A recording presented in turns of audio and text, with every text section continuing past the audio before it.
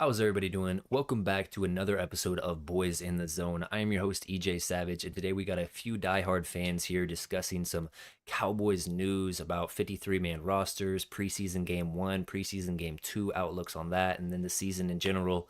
It's going to be a fun time. If you are in the comments, go ahead and leave us some questions, and hopefully we can get to those as well. With that being said, let's just hop over here to Dan. Who are you, and how long have you been a Cowboys fan, man? I'm Dan from Dallas. I've been a Cowboys fan for about 7 years now. I started when I was about 13, and I've been watching them. Like I've been a real fan since after that Steelers game, really. I kind of fell in love after The that. 2016 Dak season, Yes, rookie season. sir. Okay, Zach. Yes, sir. I'm Zach. I'm from Tyler, Texas. I've been a Cowboys fan my entire life. Really just Dallas sports fan in general, die hard for forever now. And Since I, I've been a fan really because of my love for the sport. I started playing sports as a young kid, and my love for the sport, specifically football, kind of translated into watching it on TV and the Cowboys being on all the time. Mom watching it with me, just fell in love with it. For sure. And I got to make a side note of this. Zach was actually my giveaway winner right there, rocking the Deion Sander windbreaker right there. Oh yeah, Got to pay oh homage to yeah, that. With that being yes said, sir. let's hop over here to Mike. Nice. That's awesome. Congratulations on that win, Zach. That's cool. Thank you, thank you. Yeah, I'm Mike from Tampa, Florida. I've been a Cowboys fan almost 50 years, so I'm the elder statesman of the show. I hope to bring you guys lots of knowledge and stuff from the past, as well as keep up with you guys here in the future happenings. For sure. And we got last but not least, my boy Manny down there at the bottom. What's going on, everybody? So I'm Manny. I'm originally from East Texas, just like Zach.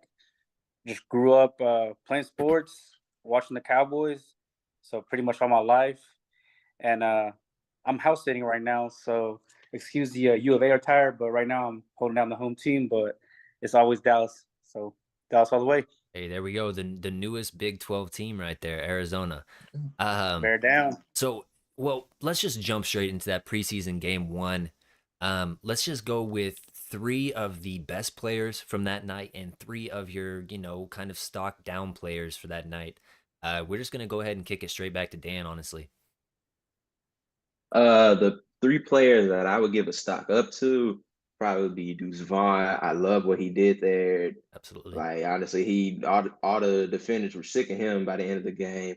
Mozzie Smith, he created traffic accidents every time he was on the field when he wasn't tired. Space And then here. my Yep. third player was what was his name? Overshawn. I honestly he surprised me. I thought he was gonna be a project player, like a special teams kind of guy, but yeah, he Yeah, surprised me. for sure. Yeah, I think that Deuce Vaughn, in particular, obviously, I think that we would all be regretting it if we didn't mention him to some capacity. Just his ability to hit the hole and be hidden behind those offensive linemen and then just reappear out of nowhere, get to that second level, make those guys miss with his elite movement skills, jukes, spin moves. Everything was on full display. Deuce Vaughn was just spectacular. Did anybody else have anything on Deuce? Deuce on the loose. Yep. I think his skill set, I mean, it resembles guys like Darren Sproles a whole lot. I think, like with them innovating this offense and stretching it out a little bit more, that adds even more to your options out there with just the speed and ability to make people miss out of the backfield. It's something that you didn't really have more than one of last season coming into this year. Yeah. And Mike, what do you think? Yeah, I mean, I think Deuce was obviously played great. The only blemish on his record for the night, I think, was the punt return. He let bounce and rolled a little bit down towards the end zone. But besides that, man, the guy's electric. What he just there's nothing he can't do. And when people talk about his size, I always look at his college. Some of his best games were against some of the best competition. You look at his games Yeah. against Alabama, his games against LSU. I mean, those are NFL players in college, and he performed there. So there's no reason why he can't translate to the NFL game. Yeah, I completely agree. And the national media has kind of picked up on the Deuce Vaughn hype a little bit. They actually are saying, did the NFL make a mistake letting this guy fall to the Dallas Cowboys? I was on the train before preseason game even started. I knew that Deuce had this skill set just watching his film from college at Kansas State. I mean, he's just up the road for me. So, just a kid that has such a tremendous work ethic, and he wants to be one of the greats. And honestly, it shows every single time that he's on the field. And then when he's on the bench, he acts like he's already been there before. Can't speak highly enough about this kid. I liked all the rest of your picks as well. There's probably going to be some overlay on some of these people, but we'll head down there to Zach. Who are your top three, man? Yeah, yeah. I mean, you just kind of mentioned that there is going to be some overlay.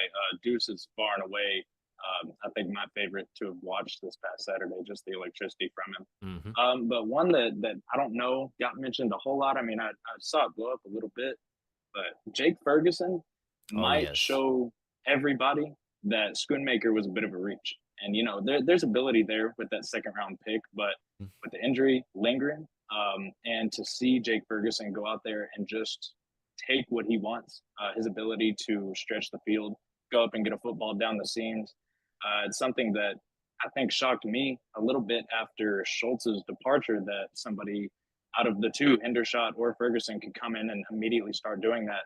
Not to mention his tenacity in blocking people. I mean, he takes anyone to the ground that he can, including guys like Micah Parsons or Sam Williams in training camp. Like, it's a real upside, and I think other than Deuce, that was one of the huge spotlight guys for me. Yeah. Yeah. For me, I couldn't agree more. I think that just his transition from year one to year two, you can see it. Crisper routes, much better blocker, as you mentioned earlier. His body control was on full display on that one catch. He completely whipped around, high pointed the ball, grabbed it out of the air, and just came down and then got a nice little lick at the end from the defender. So, Jake Ferguson is definitely one of the guys that I completely agree with. Did you have a third? A third was going to be DeMarvion Overshawn. I think there's a lot to talk about there as far as just the defensive progression goes. But DeMarvion, it speaks for itself. Just the way he sniffs out everything and his speed. I mean, not to mention the entire linebacking core right Mm. now has so much more speed than this team has seen in forever. I mean, from Micah Parsons on the edge to guys being able to just spread the middle of the field, it's fantastic. And I mean, the Cowboys, their biggest enemy in the run game on the defensive side was guys in the A gap or guys reaching the sidelines. And now you have a couple of run stuffers. You get bring in Mozzie Smith. Yep. And you have guys that can run sideline to sideline in the blink of an eye. I mean, I think the entire middle of that defense is about to turn around with guys like DeMarvion and Damone Clark and all that speed around them. Yeah. And I think one of the unspoken things about DeMarvion Overshown was his willingness to be a leader. That first game, going and breaking down the team pregame, and just being a vocal leader on during the game. I think that if we got a sounds from the sideline and got some you know audio from during the game, we would see that he's out there just directing stuff. He knows where to be. I was very surprised by his ability to read and react as a linebacker. I saw more of his coverage ability watching film there at Texas, but I think he's made drastic improvements with Dan Quinn there. Did anybody else have anything to say about those guys that Zach highlighted? That's everything I got, really. All right, we'll go down there to Mike. Hey, thanks. Yeah, I had a couple guys just to, so we don't overlap. I think Damone Clark had an awesome game. He was all over the field.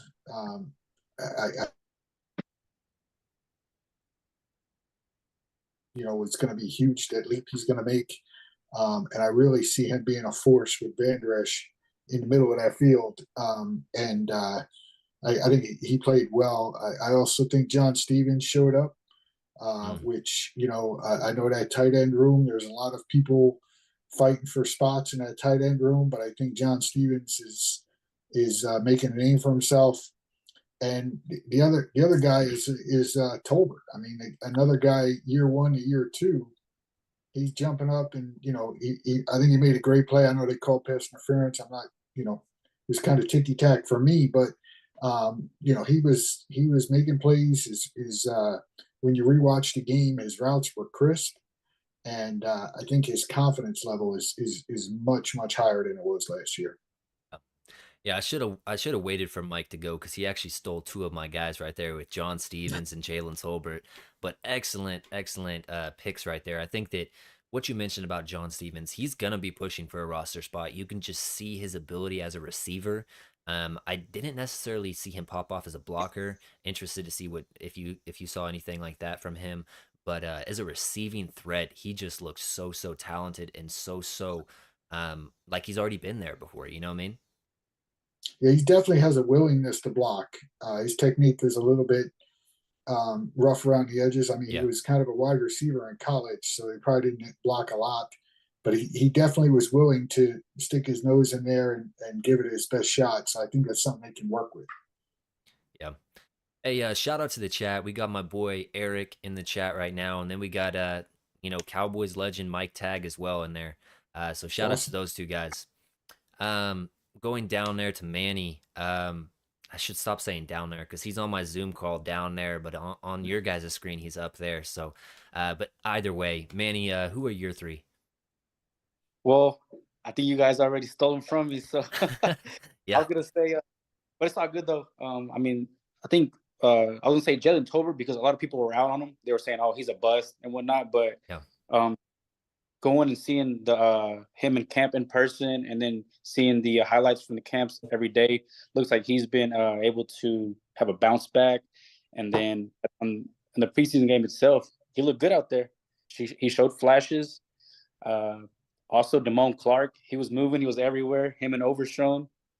And then another one that I noticed was also the tight end Stevens, and then Thomas, the one that intercepted Trevor Lawrence. Anya Thomas. Yeah. He still flashes too.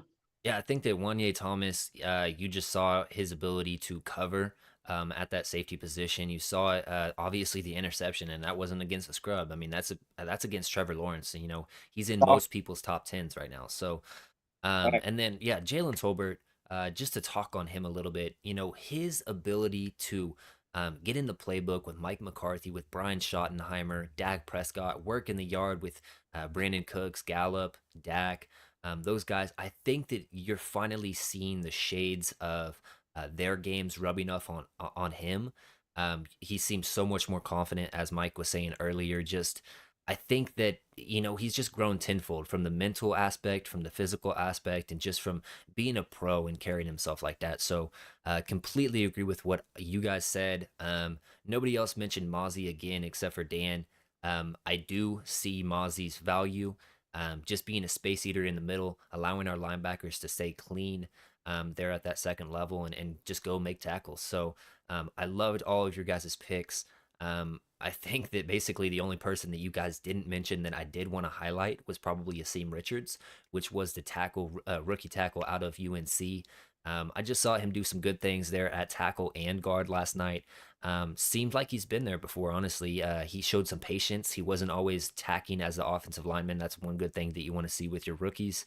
Um, he showed some nice strength at tackle. I think that he was lacking a little bit in the guard role, but he's only 307 pounds overall. So I think that he has that skill level and that good foundation for you to build and develop in the future. Um, should we start with our three guys that didn't do so well? Let's go ahead and turn it back over to Dan.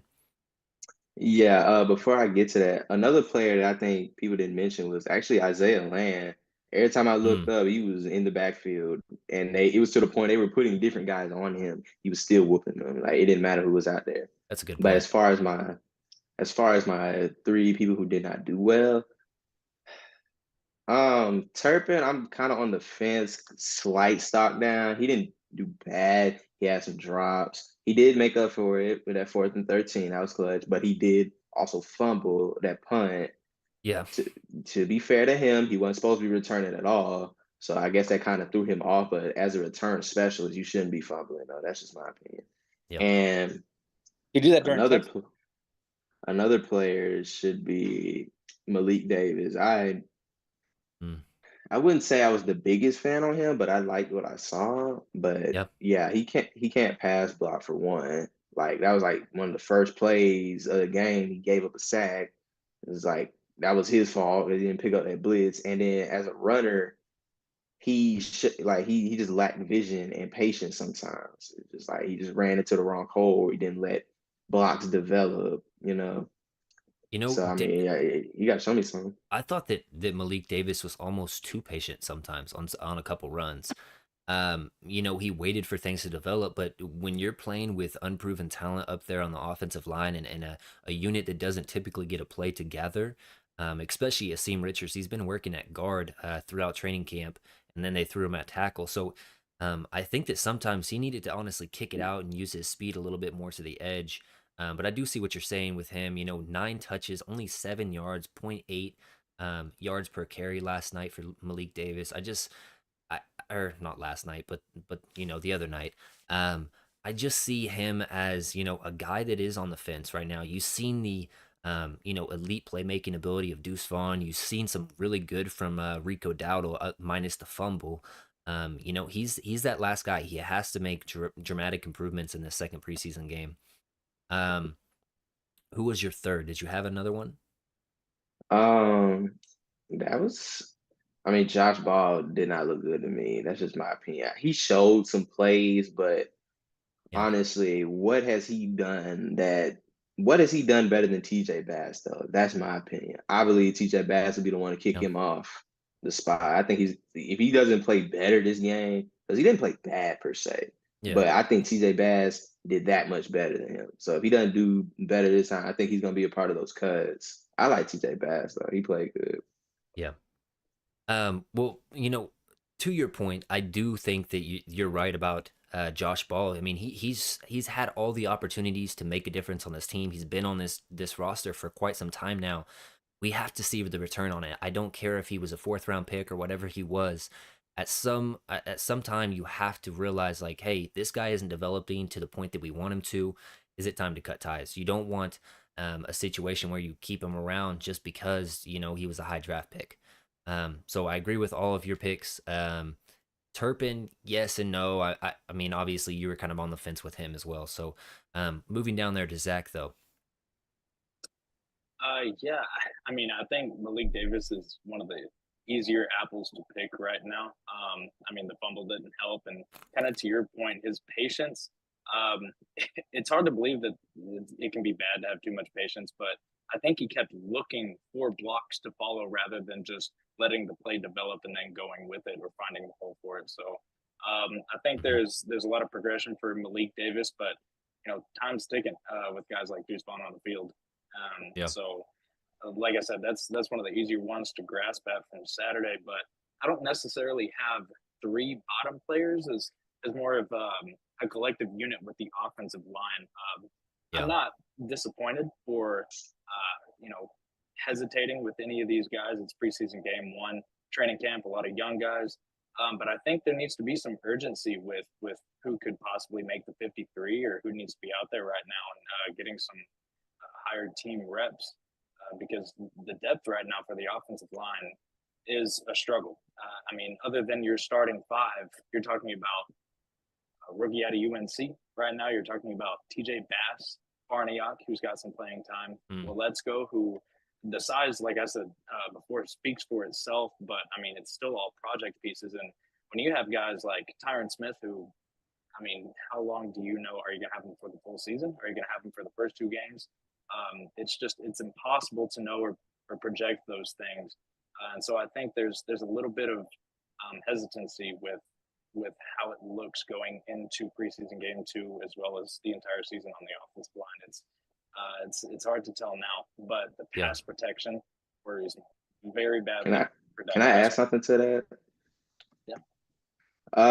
Yeah, I think we'll carry about two, three people, but you also have to count your blessings with that because a lot of teams don't even have a starting five. Some people might only have like three good offensive linemen. So we're lucky to just be worrying about the depth right now. Some people don't even have That's a a good starting point. five at all. Yeah, As well as two Hall of Famers on your line. Yeah, so that's a we need to solid count point our by Dan. blessings. I liked everything that you were saying there, Zach. I think that we need to see some separation between these depth guys because right now we don't have any, definitive positives or negatives either way that separates them. So I agree. Also, your parents are in the chat. Huge shout out to them for joining the chat and saying what's up. So Going over your there to mom made Mike. that.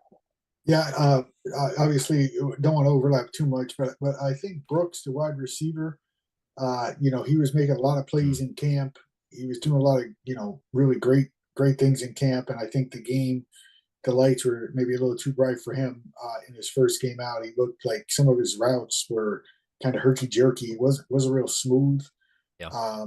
He just looked a little bit overwhelmed, which hey, he came from a small college. It's not it's not AT&T Stadium every week in college, so I get it. But I think he can play better, and I think he will play better. Um, and Turpin, I think he had the punt issue. He had the Rico Dowdle kind of bumping into him and causing that, and then Mm, his also with some of his routes, he looked a little bit tentative, and his game is speed, yeah. and so he needs to play with more confidence when he's playing wide receiver and run those routes with more discipline. That's just my take on him, and I think offensive line wise, I think Hoffman struggled. Yes. We heard kind of chatter that he was going to be, maybe this guy that comes in and solidifies a spot, and he's strong. He's got a wide base, but he looked like he got beat pretty good out there on the field, and I think his technique was struggled at best. Yeah. So I think that was challenging for him. And I know you mentioned Mozzie before we got into the players that didn't play well. For his first game, I thought he was just so hyped up. I think he struggled a little bit technique wise. He was very slow off the snap. And at Michigan, I didn't really see that a lot. He was really off the ball pretty quick at Michigan. This game, he was a little slow off the snap. I noticed that right away. And then he stood up a lot, like right away. He just exposed his chest to the offensive Mm, lineman, and I think that's why he may have struggled. But as the game progressed, I started to see a little more playmaking out of him. I think he's going to be just fine. I think he was just so hyped up for this game that it got the best of him from the beginning. But I have no doubt he's going to be an anchor inside the defensive line. yeah, those are some good points. I think that you highlighted two players that are considered camp standouts thus far: Jalen Brooks and then Hoffman there at center. So two guys that definitely need to have a bounce back game in preseason game number two. Yeah, Jalen Brooks just overall didn't look like he has in camp. Now that's doesn't mean that he looked bad necessarily, but he wasn't on that same level that we came to Right. expect from him. Mhm. Hoffman, I personally think that he wasn't getting the appropriate push that he needed in the run department up front. That's one of those tempo setter guys up there, the guards and the centers for run plays, and then in pass pro, just looked like he was kind of getting his pad level too high, allowing defensive tackles under his pads, and just Mhm. getting pushed back into the lap of the quarterback. With the Mozzie thing, for me, I did see those instances of him kind of getting slow off the ball. I think that you kind of saw Dan Quinn wanting to get him out there and get conditioned so that he Mhm. is ready for the season, because we know out of all of the players that we drafted this past year, we know that Mozzie Smith is probably going to be playing the most out of all of them. And with that being said, you have to be conditioned. So I thought that Dan Quinn was kind of working him in like that. Manny, is there anybody that you wanted to highlight here for the players that weren't so good?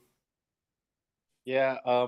So Turpin, I remember back when we played the Texans, he did the same thing where he muffed a punt and then self-inflicted wounds. They scored off of that. Mm, So there's one where I noticed, and yeah, I mean he just didn't look like last year whenever he came in from the XFL where he returned versus the Chargers, I think 2 times yep.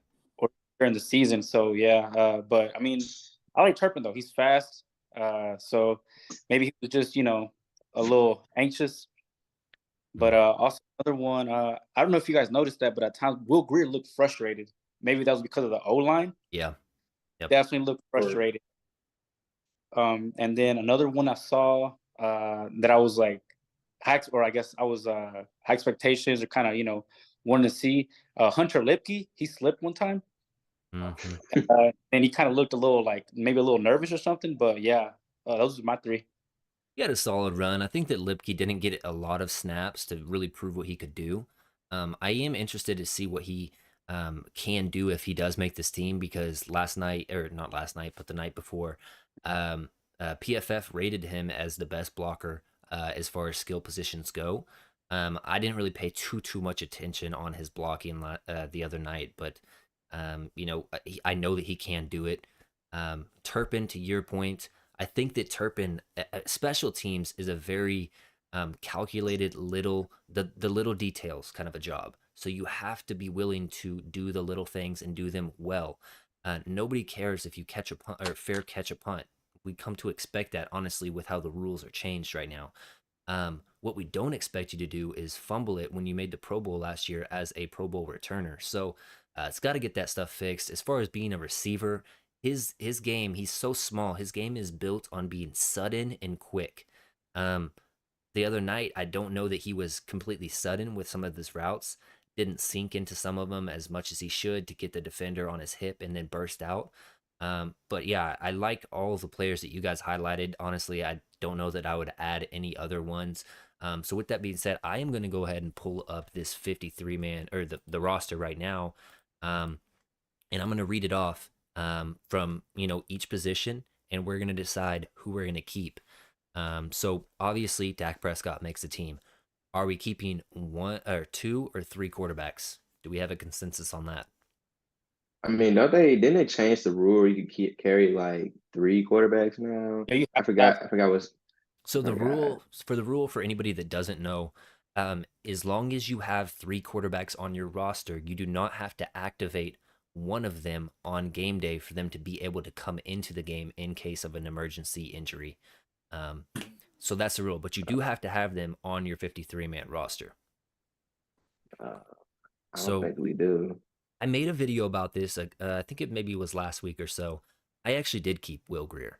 Now, I'm not so sure that you can. I think that, like Mike highlighted earlier, John Stevens, I think he's worthy of a roster spot. I really do. I think that just his pass catch, and you want to carry 4 tight ends, I personally would go with John Stevens there. So I'm going to try to keep as many roster spots open, and so I'm only going to roll with the 2 quarterbacks. Does everybody kind of agree with that? Yeah, I think two Yeah. is solid there. Yeah. So obviously Dak Prescott and Cooper Rush getting the contract in the offseason. Running backs. How many running backs do we want to carry? I'm personally going with 3, and that is including the fullback position. What do you guys Would be think? would it be Mm, at fullback? Just no, I running got back / McEwen. fullback. You're keeping McEwen Uh, at fullback, okay? I would have TP Mm-hmm. dudes. It doesn't matter if he's 2 or 3.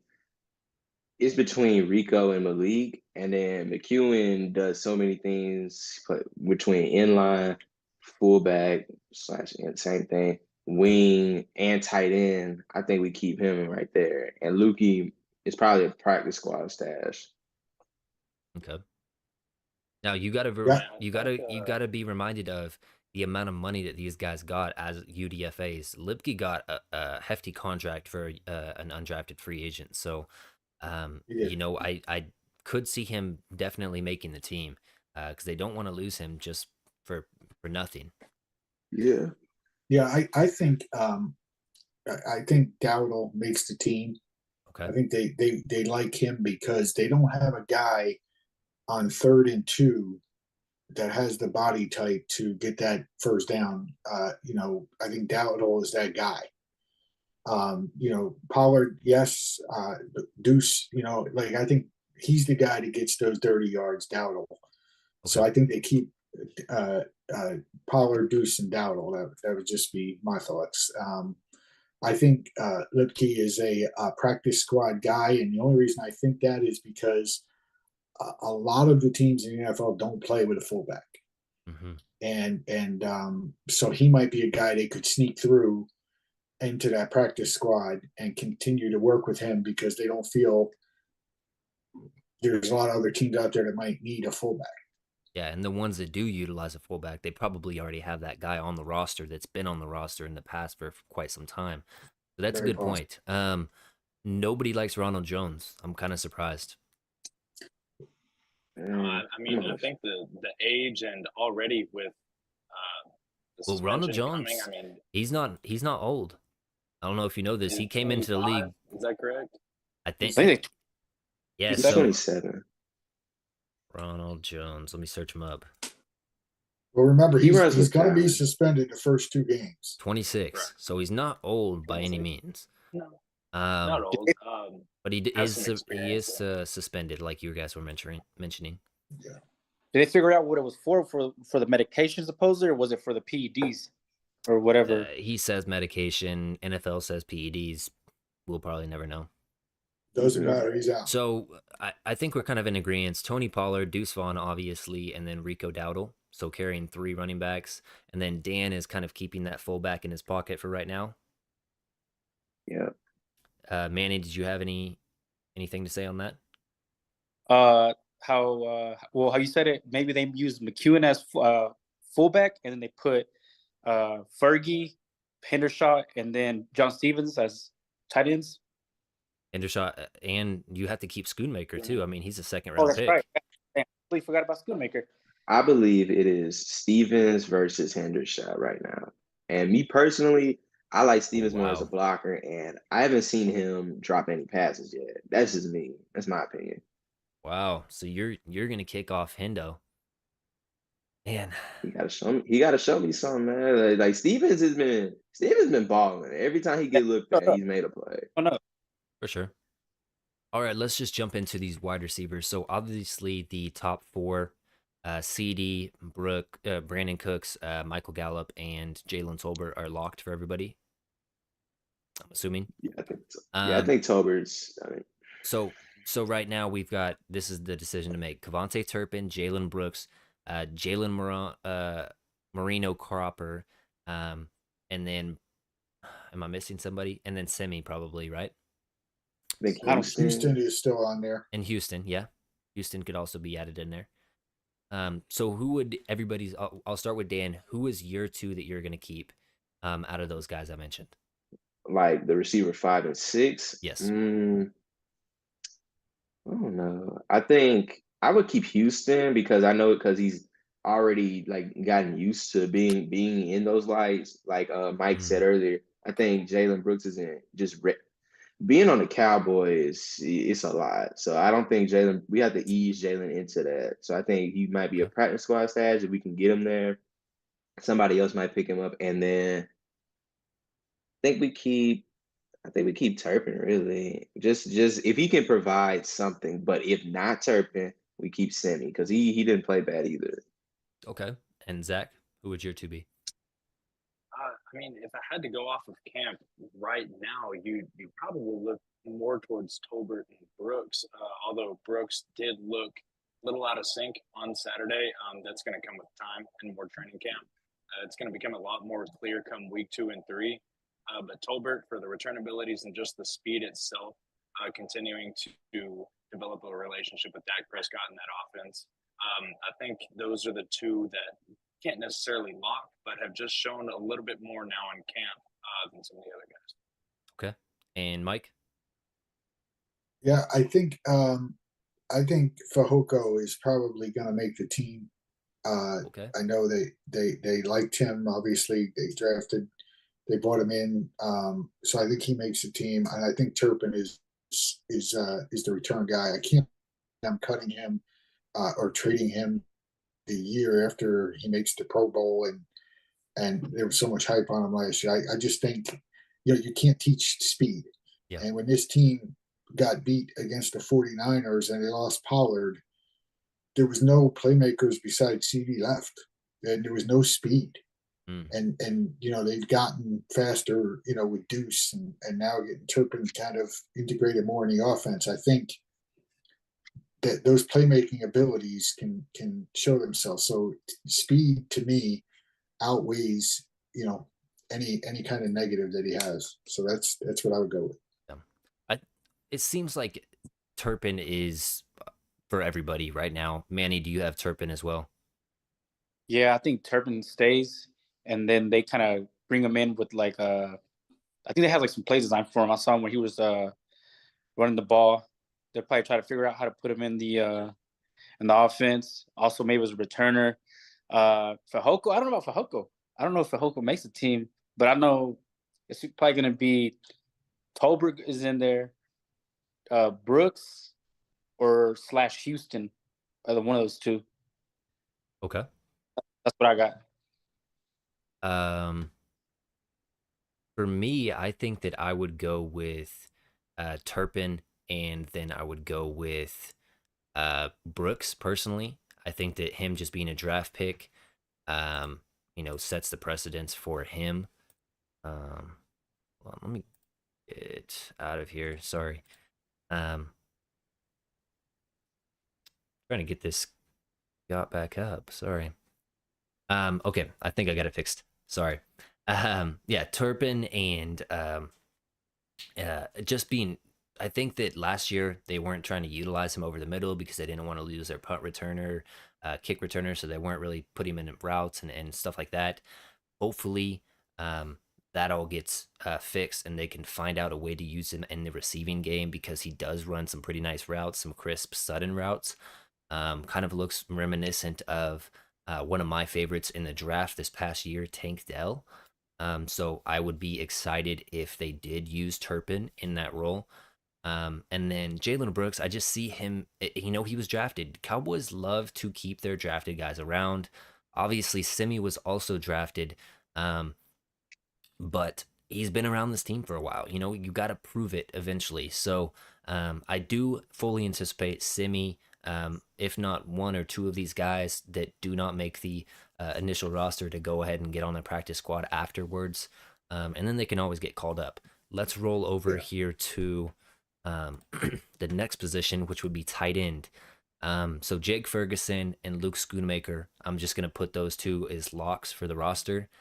Peyton Hendershot, Sean McKeon, and John Stevens. And then you can throw in Hunter Lipke if you'd like to in that tight end room. Let's say for the sake of the argument, we only keep 4 tight end slash fullback. So fullback has to be included in your tight end room right now. So 4 total players. Dan? Yeah, so Jake and Luke are locks.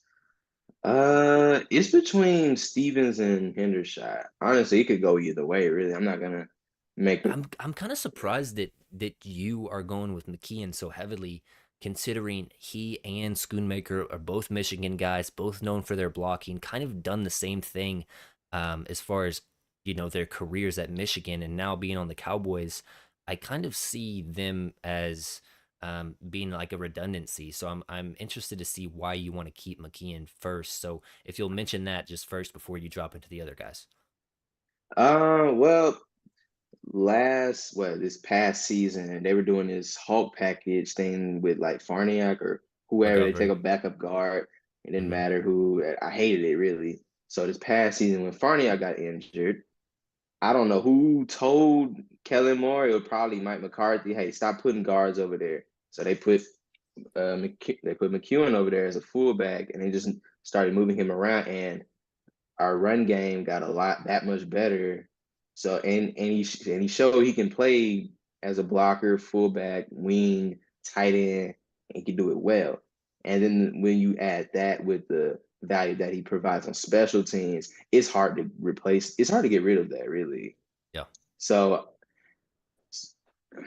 Schoonmaker, I'm not saying he definitely does a lot of those things, but I think we can find it's like the same thing with Turpin and Deuce Vaughn. We can find room for both of them on the field. So it's between Stevens and Hendershot because Stevens and McKeon don't do the same thing. Stevens is more like a receiver, Yeah. same with Hendershot. So it's between those two. Okay. And which one personally for you would you keep on the roster? Um, I would want Stevens, but as of right now, I would keep Hendershot just because I know he's done it before. But I'm pulling for Stevens though personally. But at Yeah. the moment, Hendershot. If Stevens can show me he could do it again next game, I'm gonna start going with Stevens though. So, from what I hear from the Cowboys organization and stuff like that, they are in love with Hendershot. So I personally don't think that he's even on the cusp of possibly not making the team. However, they did spend a second round pick on a tight end, so that has to be indicative of something Whether they just didn't like the experience in their tight end room or whether or not they were looking for their second guy behind Ferguson remains to be unseen. But you're going to go ahead and keep Hendershot and McKeon. Zach, who would your two be? Yeah, I'd have to completely agree with Dan there. As far as Hendershot and McKeon go, Hendershot, I mean, he's already been here a year, and he actually showed some flashes last year. He had a nice touchdown catch against the Jags last year. And I think just the blocking ability is not going to be a concern between those four guys specifically with Schoonmaker, Hendershot, Ferguson, and McKeon. Obviously, Stevens' pass catching ability. He's a tall guy. He's a real wide guy. He can go up and get the ball if he needs to. Some receiver experience, but more of a practice squad guy in my eyes. Someone that they can fall back on or they can develop a little bit more. But Hendershot and McKeon, McKeon's experience already speaks for itself. And like you pointed out, the organization loving Hendershot and seeing some of the ability he has next to someone like Ferguson. I think those two are going to be locks along with Schoonmaker and Ferguson. Okay. Yeah, I like exactly what you said right there. Solar is in the chat right now. He says Cowboys best roster in football, just got to stay healthy. Dallas Cowboys for life. I'm wondering, do you guys see the Cowboys as the top roster in the league? Top 5, top 3? I'm curious to what you guys think about that. Defensively, for sure. Defensively, okay. So from Yeah, top I to mean, bottom, I'm talking. Top 3, what is everybody's opinion here? outside of kicker, I mean, yeah, I would say top five just because of that kicker right now. Like I would just say top five. Top But yeah, 5? it just comes down to health, really. It just Yeah. honestly, a lot of teams, the teams that you see in the Super Bowl, they get lucky too. Like the Eagles, they were lucky to not really deal with a lot of injuries last year. Yeah, Lucky is a lot into it. that is very factual because if you remember back to Tennessee days, AJ Brown was injured almost every single season. He was dealing with some type of lower body injury. Last year, he stays healthy basically the entire season. So, um, very important there for the Eagles Super Bowl run. KHY001 is in the chat. Overall, he says top 7. Zach, what are you saying right here? There's a couple of rosters in there that can compete for sure. One within the division. Yeah. That you do have to worry about. But I do agree actually that when you look at top to bottom, both sides of the football, including special teams and who's running the special teams, I think they can compete for that top spot as the best team. Obviously, consistency plays such a huge factor, but we've actually seen that, especially on the defensive side over the last 2 years. Micah Parsons developing. D-Law speaks for himself. The secondary has stacked itself into, in my opinion, the best in the league by far, especially with Gilly coming in this year. I think they do have a chance to take not just the top spot in the NFC, but really compete for it this year, just given the fact that they have grown together now. I saw Micah Parsons in an interview just a couple of days ago speak about how experience will always win, and he always bets on experience. Now that you have a team that has really come together and morphed together, I think there's nothing that can beat that. So you're saying possibly the top team in the NFL? Yeah, absolutely. Okay, and Mike? I think top 7 is definitely on the table. I think they're top 3 in the NFC for sure. I mean, you got the Eagles, the 49ers, and the Cowboys. I think what everybody would say those are probably the top 3 in the NFC. AFC, no, the AFC is pretty stacked. I mean, the Chiefs, right? Every year they're there. The Buffalo Bills, and you know, in all fairness, you look at the Jets roster. I know we're going to see them in week 2. Yeah, they're pretty good now. You know, their defense is really, really good. Obviously, quarterback, running backs, wide receivers, offensive line. The Jets are pretty stacked. Yeah.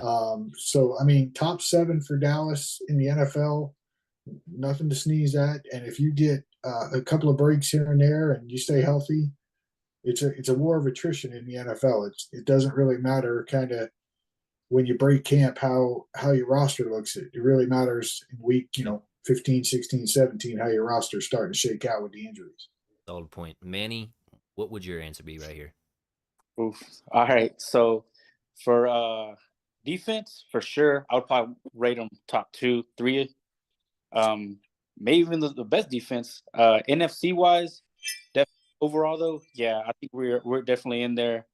Top 5 overall. I'd probably rate them about the same thing as Mike, somewhere Top in that 7? 7. Yeah. Just depends on how we stay healthy. The Jets did pick up Dalvin Cook, and then we've always had that monkey on our back, Aaron Rodgers. He figures out a way to beat us. So Yep. another threat that we have also is going to be Buffalo Bills at the end of the season, and then it's going to be in December. So For it's sure. different from Dallas to Buffalo. But I mean, overall, yeah. I mean, 5 to 7 range, and then defense. I think that's what's really gonna shine is defense. The depth we have. Hmm. That's all I got. Yeah, I would agree. I think they were top 5. I think that Mike hit the nail with the hammer right there with the teams that he mentioned: Jets, Bills, Cincinnati. I would also throw up there: Eagles, Niners, Cowboys. I think those are the best top to bottom rosters in the league. And with that, let's go ahead and jump straight back to um, this roster stuff. Um, did Mike? Did you get to answer this stuff, or did I cut you off right before? Right? Yeah, I agreed with these guys on the tight ends. I think those 4, Schoonmaker, Ferguson, Hendershot, and McEwen are the 4 there. And I think Stevens is a great story, and I think he can develop, but I think he needs more time on the practice squad for sure. Okay. And Manny. So for my tight ends, I would probably have for sure Fergie, TE1, uh, Hendershot, Schoonmaker. I can see them also because of his size, maybe utilizing him as fullback. And then I think they give Stevens a chance this time. Yeah, that's definitely a possibility with Stevens in there.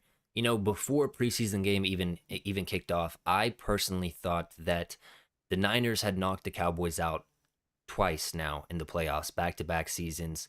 What do they have? They have an elite blocker at the tight end position.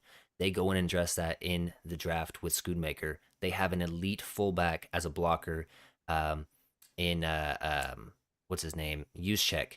And then we go and get Hunter Lepke. I wonder if the Cowboys kind of see their philosophy and what they do with Kyle Shanahan and that offense as a way to be more physical in the playoffs and allow them to control the clock and ultimately run it all the way down the field.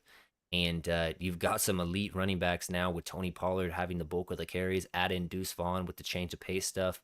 I kind of wonder if they are going to utilize that run game a little bit more and keep Lipke. But for me, I am going to go probably chalk here as well. Jake Ferguson, Peyton Hendershot, Luke Schoonmaker. I personally I'm not going to be surprised if Sean McKeon does not make the team. If it was for Hunter Lipke or for John Stevens. But right now, I think that they like their guys and they just want that continuity with the tight end room. So I am going to go Sean McKeon as well. Now we're just going to get into overall offensive line. I'm going to limit us to 10 offensive linemen. The top 5 are locks. Everybody knows that.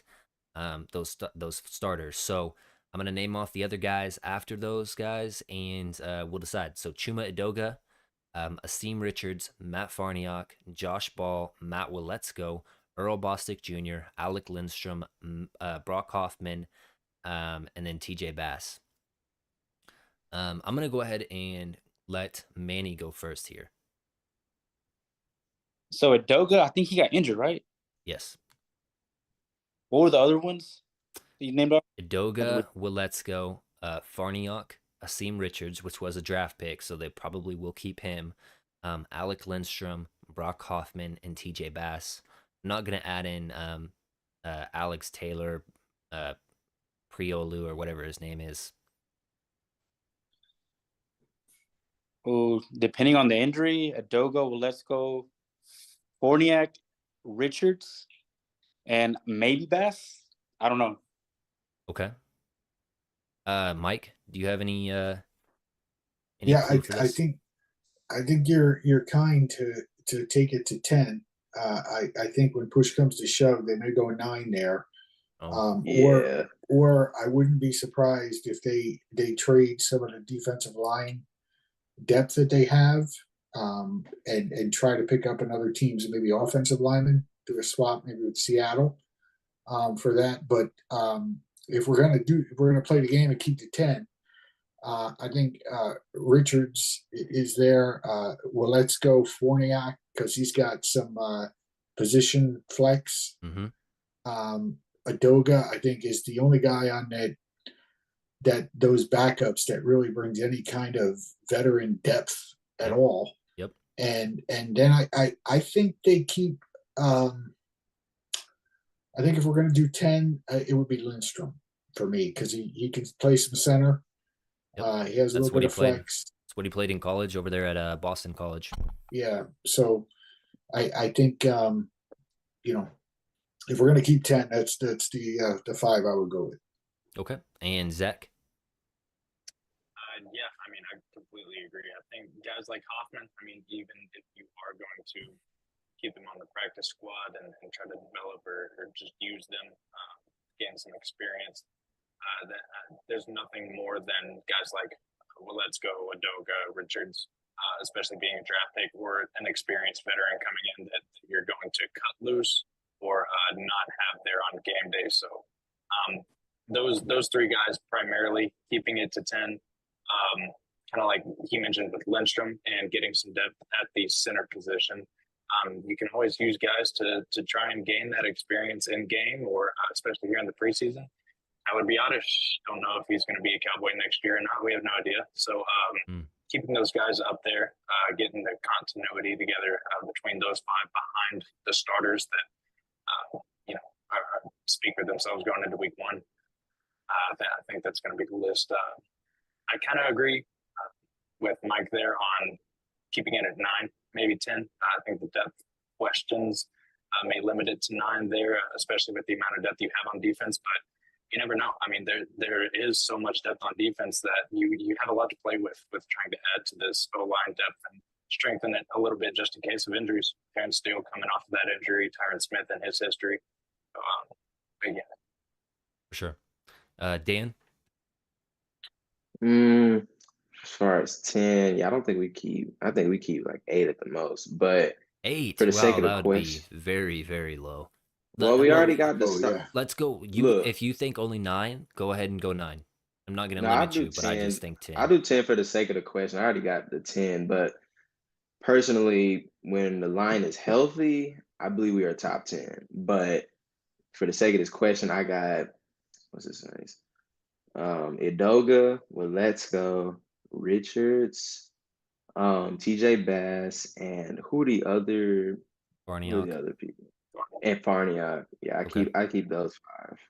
But yeah, I think we have a good enough starting line. I think we keep about 3 backup linemen because it's like, yeah, injuries happen, but like unless our entire O line just dies, there's no reason to keep a whole 10, in my opinion, unless you just have them on practice Well, squad or something. well, to your point though, I mean, you talked about it earlier. The NFL is at a shortage for offensive linemen anyways. You want to keep these guys developing and getting those reps with your, second team if it may be, and ultimately getting that time to get stronger, faster, just get that, kind of game experience under their belt in case of a pinch if one of those guys do go down. That's why I like to carry 10. Cowboys typically carry 10 in the past anyways. So for me, I would probably go with Chuma Adoga, just like Mike said earlier, just a veteran experience. Asim Richards, he's a draft pick. Matt Farniak, Matt Willetsko, both the Matt boys. And then I think you have to almost pick somebody with center experience in case of Tyler Biotish going down. And for me, I just personally liked Alec Lindstrom coming out of the draft. Not this year, but the year before that. He went undrafted, but I saw a lot of talent in the kid. Has another brother that plays guard as well in the league. So I would go with Alec Lindstrom there for my final position. I Um, like him. Moving down here to the defensive line, how many do you think we should go with here? I was going to go 10. but we can go 9. We could go with whatever. And this is including defensive tackles. Yeah, that's the reason I kind of went so short on O line because it's like we're deep in a lot of areas. We're gonna have to go short somewhere. O Okay. line probably not. Probably go short receiver though. Okay. D line. I think Who's 9 would probably be a right number for defensive line. yeah. Okay. So we'll start with 9. If there's somebody left off the list that we really like, we're gonna go back and we're gonna pick him up, and then we'll have 10. Okay. Just switching up the order right now. We're gonna head over to Zach first for this question. Yeah, I mean, the depth it's kind of fun Well, to try and look through Zach, who's. let me cut you off here real quick. Obviously, Micah Parsons, Demarcus Lawrence, Osa Odigizua, Right. Mozzie Smith, Sam Williams, the 2nd-round draft pick. All of those guys are locks, so don't even worry about talking about them. Go on. Sorry. No, you're good. You're good. Yeah, absolutely. I mean, yeah, we know who's going to be on the field come week 1, but you still have some depth pieces that you can look into. I mean, you're going to be rotating, I think, a lot on the interior of that defensive line, especially with Mozzie Smith becoming accustomed to the league right now. So you're going to be looking a lot at guys like Hankins and Bohanna, who Mozzie and Hankins, I think, are going to be on the field together for most of the time, that specific duo. But Bohanna, I think, gives you some flexibility. I think that's a guy that can make the 53 if he continues to progress as just a run stuffer, as you know, as Jonathan Hankins has in the past coming to Dallas. As far as the defensive end position goes, it's kind of tough. I don't know what they're going to do with Micah Parsons as far as like him talking about going full-time defensive end and or if he should move around the field or not. But him and D-Law running the end of that to be able to control how much Sam Williams gets in the game and how much experience he can get. I think those are the 9 you run with, being Hankins, Mozzie, Bohanna, of course D-Law, Micah, Sam Williams. I think that you got it pretty set square now going into week 1, even after preseason game. I think that chat has a good point. Did you forget about Dorrance Armstrong in your list? Yes, I He did. did. Absolutely. Yeah, he did. Okay, yeah. Yeah. So What about Dante? shout out to the Yeah, chat. thank- I love weed in the chat Thank you, chat. for Yes. getting that up there, man. Because Dorrance Armstrong, as far as just a special teams player, he is probably our best special teams player. As far as kicks and stuff like that, even on kick returns and stuff like that. I think that he's out there. So he has to be on the roster, in my opinion. He's that good. Shout out to my boy at the All Even podcast, Barry Grant Jr. in the chat as well. What up, man? Let's go over to Mike, and you can start with your D tackles first. Who you would leave off of the list? Because for me, I keep 4 defensive tackles when I do this. But you go ahead and start with your D tackles there. Yeah, I look at this maybe a little differently because a lot of times in the defense, they bring Demarcus Lawrence down into the D tackle spot. Yeah. But I think the 5 you mentioned, obviously, Sam Williams, Mozzie, Micah, D-Law, and Osa. And then the 4 I keep with that would be Hankins, Armstrong, Fowler, and Golston. Okay. I think, Fowler is the guy. He comes in on 3rd down. He does his thing, right? I think the coach likes him. He's a solid player, obviously. Golston is a guy that's got a little bit of flex. Obviously, Armstrong, is a good run stuffer. Also, special teams, like you mentioned. And Hankins, I mean, they signed him back for a reason, right? He's the guy that when he plays, if you look at the statistics from last year, when he was in the game, their run defense was much, much better than when he was out. Yeah, much So, better. That's who I would go with. So how many defensive tackles did you have there? Sorry. Well, we got Mozzie, Hankins, you got Osa, and you got Golston. Golston. Okay. So you are leaving off Neville Gallimore and Quentin Bohanna. Yeah, I think one of those guys might be able to you can use for some trade bait if you need to get some offensive lineman or some other kind of position if you have an injury. Okay. But I do think that those guys have shown you basically what they can do and what they can't do now. in year 3 and 4. So I think they're going to move on from those guys. Okay. And then for your DNs, obviously Micah, Demarcus Lawrence, Sam Williams, and Dorrance Armstrong, Armstrong. And then do you yeah. have a fifth right there, or possibly Fowler, sixth? Fowler. Okay. Fowler, So you're only keeping 9, is what I'm hearing. yes, Okay. yeah. Going down there to Manny, if you're ready. Sir, I dropped some. Oh, so I don't know if you guys have noticed, but I guess they're using Van Der Esch like as a defensive end. I guess kind of like trying him out. Really? Situationally. Yep. Yep. So that'd be interesting to see if it works out for him. So obviously Sam Williams, and then D-Law. Yeah, I noticed he does switch. Then they brought in Hankins to stop the run. Same with Wazzy. Quinn Bohanna, yeah, question mark. I don't know. And Neville Gallimore also. I guess there were some rumors I heard that questionable. And then Golston. Yeah, take that shirt off, man. That shirt Hey, suck, man. I live in Nah, buddy. Tucson. You know, So how many did you have total? Did you have 9 as well? let's see. Actually, because of like how you were saying, there's so many people. I had to write some notes. There you go. I wish I knew that. But Yeah, 9. 9. Okay. And Dan, who would your 9 to 10 be? I got us going 10. So like you got the obvious locks like Micah, D-Law, We'll start. Mozzie, Os. Let's limit you to defensive ends first, and then we'll go into your Oh, defensive tackles. Okay. oh, the ends. Well, the obvious ones are Micah and D-Law. I like Dorrance, and I love Dante as a situational pass rusher. And Chauncey is still somebody, I wouldn't call him a pure edge. He's more of a 4 or 5 tech, though, in my Yep. opinion. I like him more in those positions than a 3 tech, personally. Okay. This is just with his build. So those are my 5, really. Those are your 5, and then for your defensive tackles. I think we carry about 4. Mozzie, Hankins, Osa, and it's one more player I'm forgetting. You got to I go think for we your keep boy. both. You said Gallimore earlier, man. Oh no, you said you Oh want wait, on it's Twitter. between Gallimore. It's between Gallimore and Bohanna because they both do something. You know what I mean? That's awesome. Gallimore as more of a pass rusher.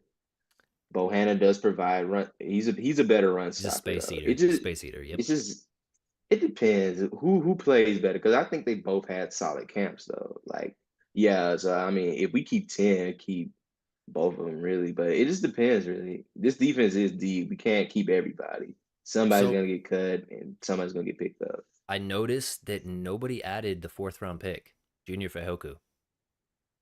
Forgot You about guys that. all left him Yeah. off the list, and if you know Yeah. the Cowboys, they always keep their draft picks from round 1 through 5, basically. So we got to find room for him, in my opinion. So my list right here would be Osa Odigizua, Mozzie, Hankins, and Junior. There for my 4 defensive tackles. I'm going to be playing Junior as a 3 tech defensive tackle. Hold on, For can I stop you real quick? okay. So who do you have Junior beating out to stay on this team? Because that's how talented it is right now. Who do you have For him me, beating? I don't see Gallimore making the team anymore. I just think that he came in with more of a more of a 3 tech defensive tackle. Now they're trying to transition him into the 1 tech space eating defensive tackle. I don't think that experiment has worked. I'm okay with releasing him. Quentin Bohanna for me coming out of Memphis. I think he was like a 7th round pick. I never felt that he was really that good at being a space eater. He's a big guy, but truthfully, he doesn't pull that many doubles and triple teams for me to keep him on the roster. Chauncey Golston, I do understand that he has that versatility, but same thing with Junior Fajoku, his ability to be not only a defensive end, but he's a guy that, as far as whenever I watch him on film, high motor. I love those guys. Think back to the Rod Marinelli days. He is super high motor, willing to fight through tackles, guards, whatever it may be. And so I kind of see him as the replacement for Chauncey Golston. And it seems like a lot of the scouts and a lot of the guys in that coaching room really liked what Junior Fajoku could do there at San Jose State. So That's why I kept him, and just because he's one of those draft picks, they love to keep their guys right there. I do Oh, expect them to bring back Chauncey Golston to the practice squad, however, because he does have that versatility, and Dan Quinn is a guy that loves versatility. okay. To one more question then. So you say they love their draft picks. Chauncey and Gallimore were both drafted higher than him. So what leads you to believe they would cut somebody that was drafted higher than Junior So over now you what makes have, you think wait, let me rephrase that. What makes you think they would keep Junior over two players that were drafted higher than him? well, it's an unknown with Junior Feihoku. You haven't seen him in an NFL game yet. He actually missed the preseason game. You didn't even get to see him in that. And then you have the new defensive tackle coach. So he's not tied to any of these guys right now. Um, but I do see Chauncey Golston making that practice squad. I think personally, right now, Mozzie can play either the 3 or the 1 tech position. Hankins obviously is going to be able to play that 1 tech position as well. Osa's more of that 3 tech. And then you add in Junior Feihoku, who's a 3 tech / defensive end, gives you that versatility to use him in that defensive end role if you do want to bring Micah back to the linebacker role. So he gives you that. As far as the D ends go, obviously Demarcus Lawrence, and then like Mike said, he can play some 3 tech if you need him to in a pinch. Sam Williams, Dante Fowler, so that's 3. Micah 4. Dorrance Armstrong is my 5th. Another guy that you could kick inside if you really wanted to, and then man, my 6th. Who do I want to keep? I might just limit myself to 9 right now, and then we could go back to it. But that's what I would do if, let's say, I can't remember who had 9, who had 10, but if you have to kick off somebody for Junior Feihoku, who are you guys kicking off? We'll kick that off to Zach.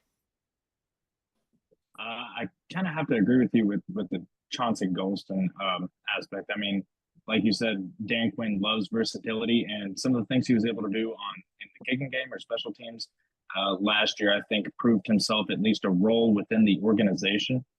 But going down to the practice squad for them to start development on a 4th round pick, a higher round draft pick that I think they have some belief in, makes a lot of sense. Okay, so Chauncey Golston off of your roster. Would you sign him back to the practice squad, Zach? Yes, absolutely. Okay, Absolutely. and then Mike, what do you think? Yeah, I agree with Zach. And when you think about, you mentioned the 4th round pick and the Cowboys loving their picks and holding on to them. I think with Golston, that's a guy. He reminds me a lot of Tyrone Crawford from Yeah. years past. Yep. But he's a guy I think that a lot of teams have, that kind of guy.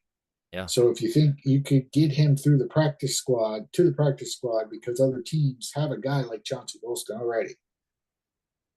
So, but I think a 4th round pick, if you let him go through those waivers to the practice squad, another team's gonna be like, oh, he was a 4th rounder just this past. Honestly, like we need maybe pick him up. Yeah, So I would go Golston as well. Yeah, their pro personnel guys would be on that. They'd be like, hey, we had this grade on this guy. We got to pick him up. He's worth this. And then, like you mentioned, Tyrone Crawford. Think back to Seattle days with Dan Quinn, another player kind of like a Tyrone Crawford that played defensive end and defensive tackle, and Michael Bennett. Yeah. That's another guy that you could kind of draw conclusions to being similar with Junior Feihoku. Manny, who would you kick off the list if you had to add Feihoku? Either Neville Gallimore or Golston. I'm gonna go Golston. Golston. Okay. And then Dan. Oh my gosh. I Chat kick off Gallimore. chat just What made an happened? excellent point. We forgot about Isaac Alicorn. Oh, He has to make He the slipped. team. He's He not slipped my making the mind. team, bro. He's not making the team. He slipped my mind. I'm kicking him off the bridge Nah, because I really You don't want can to go kick. out there and play O line and D line first. Yeah, he Because saves you on between position. He has extreme versatility, actually, Dan. Yeah. You have to keep him. he hasn't shown anything like on O line or D line though. That's the thing though. Nah, that's awesome. It's like, yeah, that is a good point though. It's a fan favorite. Let's go back to these linebackers, and this is the position that I personally went short on whenever I ran through my 53-man roster. Cowboys in the past keep up to 6 linebackers because they play them in special teams units. I only ran with 4, specifically because of Jaron Kearse and Donovan Wilson having that versatility to kick back. You also add Micah Parsons in the mix to kick back if he wants to. So I went with Leighton Vander Esch, Damone Clark, DeMarvion Overshown, and who was my 4th? Oh, Jabril Cox. Interested to see what you guys think. Manny, let's start with you, man. I'm gonna go ditto. Those 4. Those 4. You can have more if you want. I'm maybe I'm being biased for that East Texas guy, but yeah, definitely Overshown. I like what I saw on Saturday. Okay. Jabril Cox, same. Van Der Esch, obviously they're gonna keep him. They brought him back on a deal, so they're gonna keep him. And then who was the 4th one again? The 4th one that I mentioned was Damone Clark. Oh yeah, Damone. Yeah, he was everywhere on Saturday. Same with Overshown. So you're not interested in Devin Harper or Malik Jefferson? No. Okay. Zach, what would you say? What would you say? I think you can blanket yourself with some security as far as guys like Malik Jefferson go. Preseason game 1, a lot of run fitting stuff that didn't look real natural with him.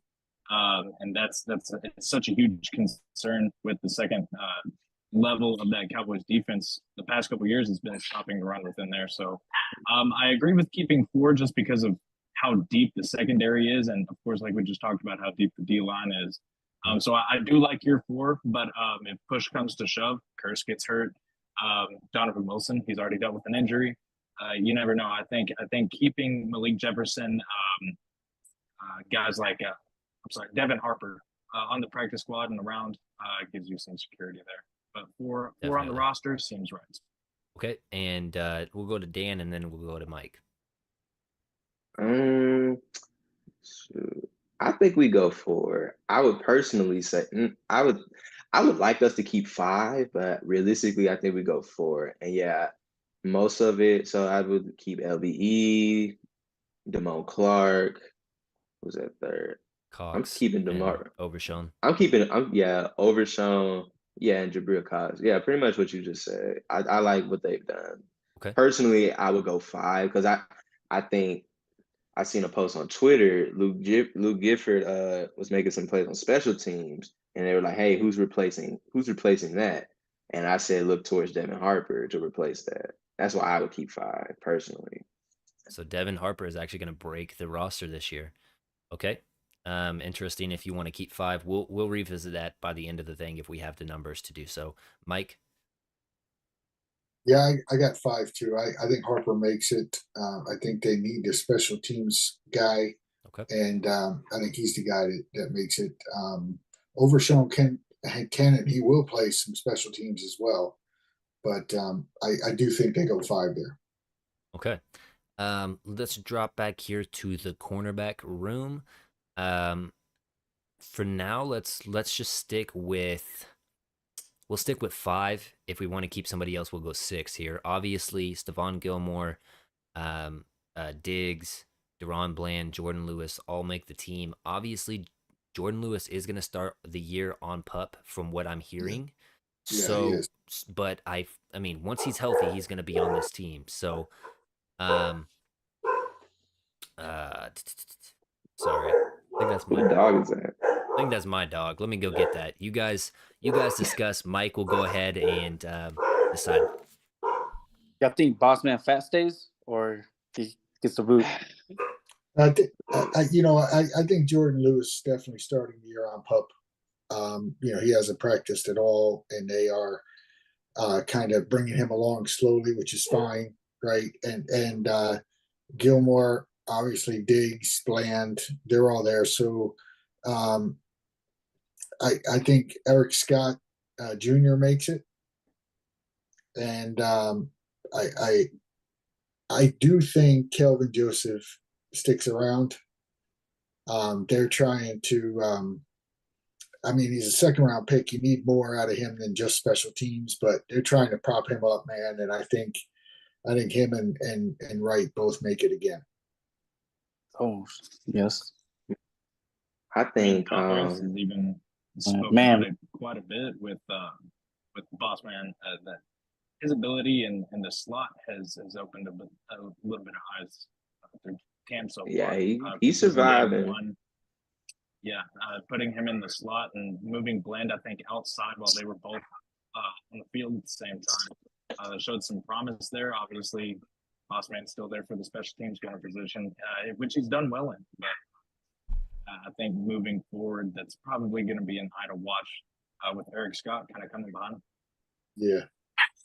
I don't trust Joseph at all. I think he's a machine, and I just think they're gonna stick with him because he's a second round pick.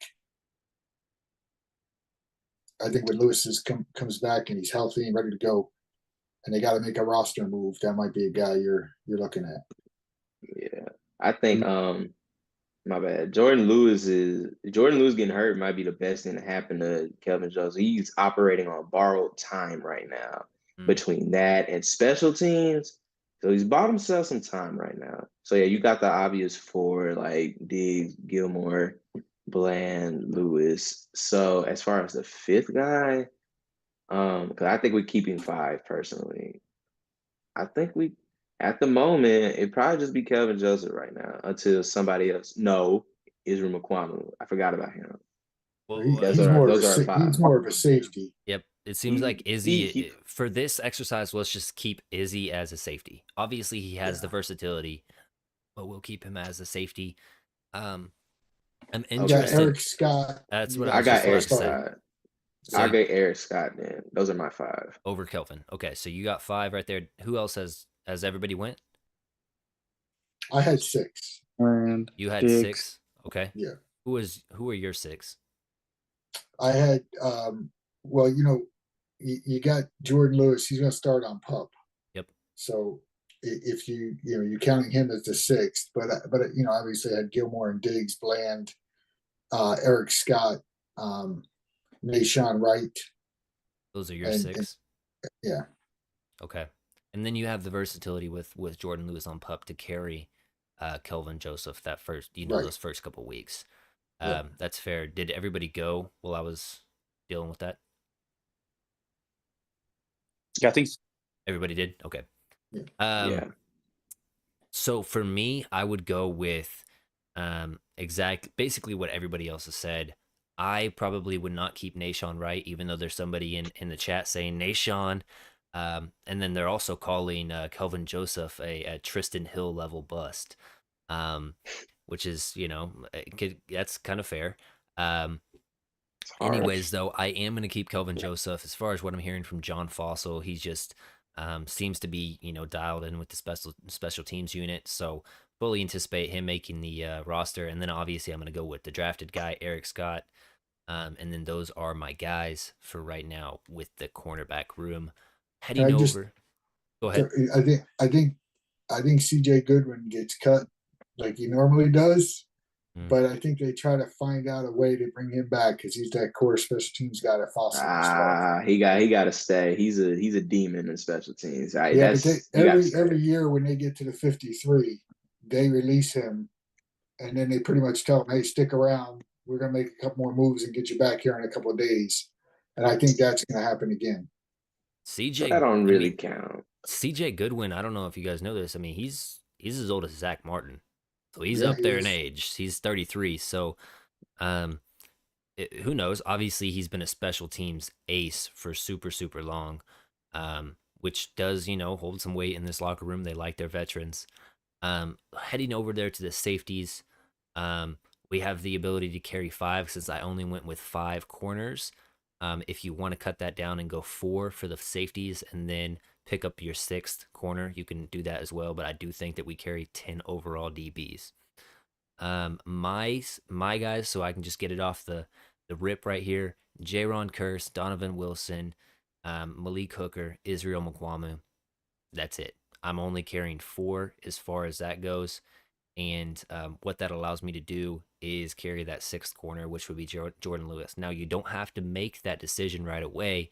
In that case, I'm going to go ahead and carry Marquise Bell as that fifth safety at the beginning of the season. But when Jordan Lewis comes back, I'm going to be cutting off that fifth safety. Starting with Manny. Let's go. I like those four: Hooker, Wilson, Mukwamu, and Curse. I think it was. Is Donovan Wilson? Is he still out? He'll be I know back soon. with the He should be ready for the season from what I'm seeing. okay. Yeah. I got the boot on, and then Malik Hooker, Izzy, and then Curse. Yeah, I agree with you. Okay.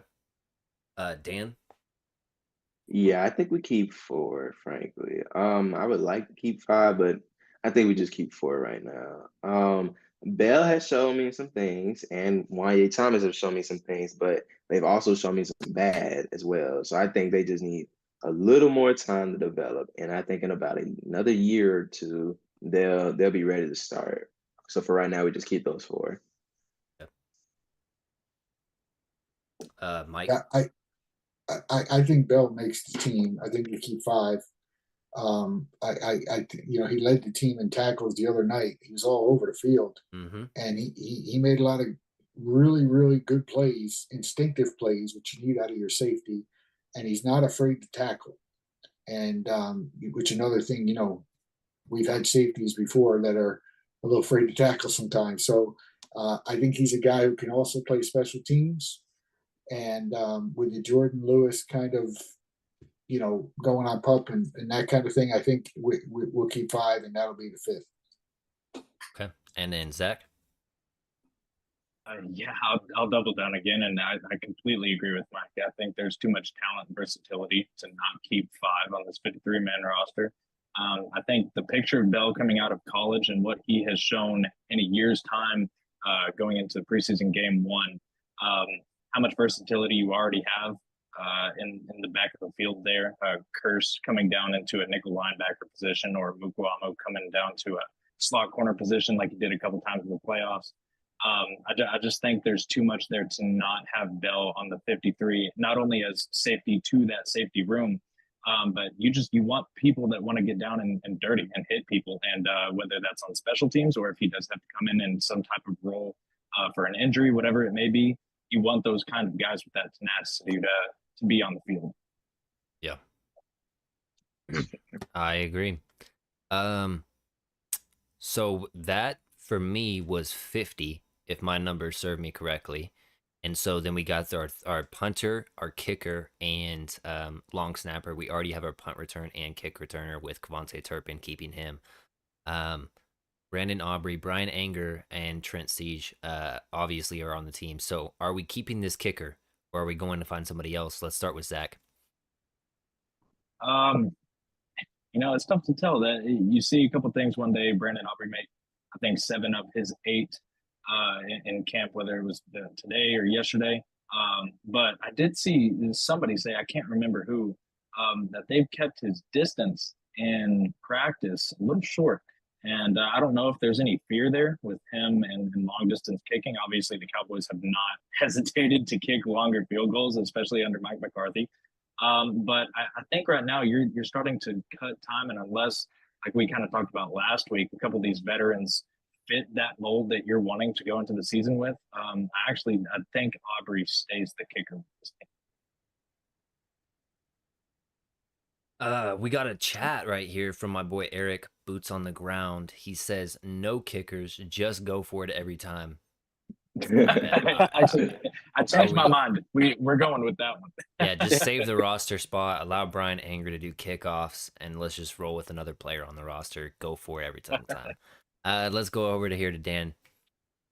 Yeah, I'm going with Zach on that one. I think we keep Brandon Aubrey. I like what he's done so far, and like as someone who's watched him on the Stallions, I think he's been pretty consistent. He's a pretty consistent kicker when he's kicking confidently.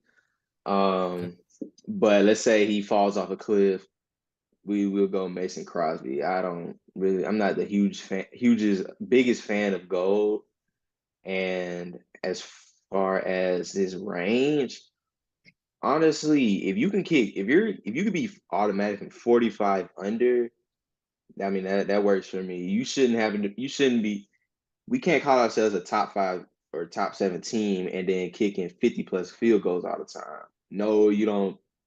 No, you shouldn't A be good doing point. that. So And to your point, I think that with this offense, with bringing in Brandon Cooks, Deuce Vaughn, that element, Tony Pollard, more carries, getting Dak without the injured thumb, I don't know that there's that many teams, if there is really any, that can stop the Cowboys consistently running 4 plays. So if you want to go for it on 4th down, I don't know that they're going to be able to stop you anyways. Now, obviously, you have to play where you are in the field. You have to put that into perspective. But yeah, I would, if I'm Mike McCarthy, I feel pretty good about my offense staying out there and going for 4th downs instead of trusting my kicker that's, unproven to this point. Mike?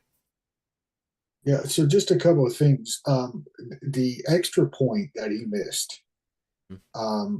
I asked some folks, and what I was told was that during the extra point, they asked him to speed up the process Okay. because they thought on the first field goal he was a little slow to the ball, and so he kind of rushed the extra point. When you watch the replay, you can see it looked a little bit like the timing was out of whack. I'm not making excuses for the guy. It's just what I was told. Okay. The other two things is a friend of mine was at the game Saturday. He said he took 8 practice field goals from over 50 yards and made every single one of them during warmups. Okay. So he's got a leg. Every one of his kickoffs was pretty much not returnable.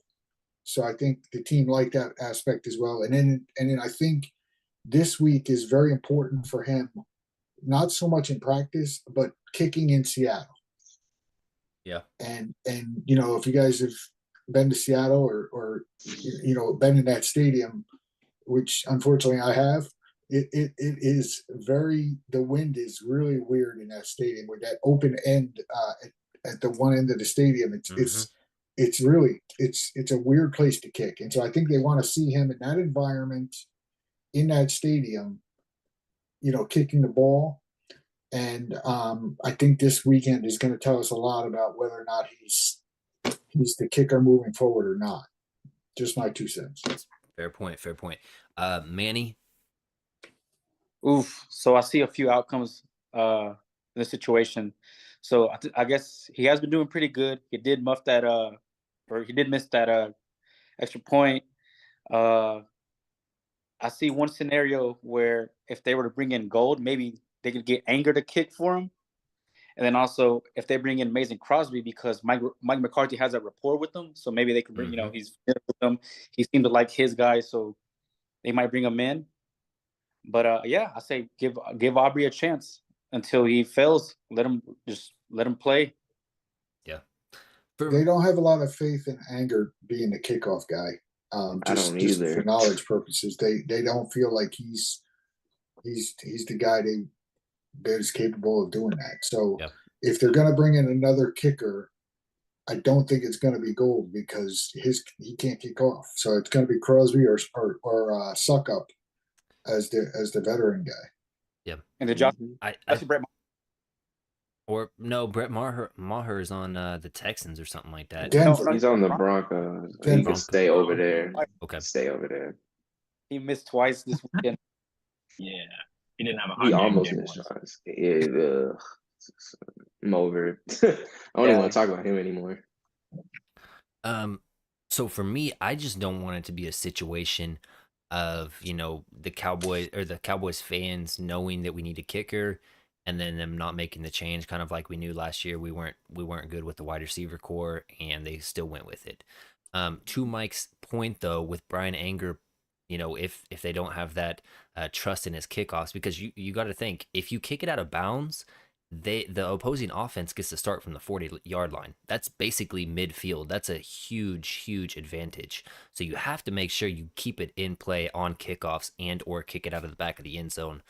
So that was a good point by Mike. Is anybody a Buckeyes fan here? No. Okay, I don't know why. I don't know why the chat was saying before I go, I gotta ask the Buckeyes fan as well. Is that Marvin Harrison Jr.? Go Cowbucks. I don't know what that was about, but Marvin Harrison Jr. is a monster for the Buckeyes. So if we could land him next year's draft, I would love that. But besides the point, um, getting in here into the preseason game coming up, who are some players that you want to see, either have that bounce back game or, string together a few good games back to back, and really show this team that they deserve a roster spot? Go ahead and start with that question, Dan. Oh dear. Let me see.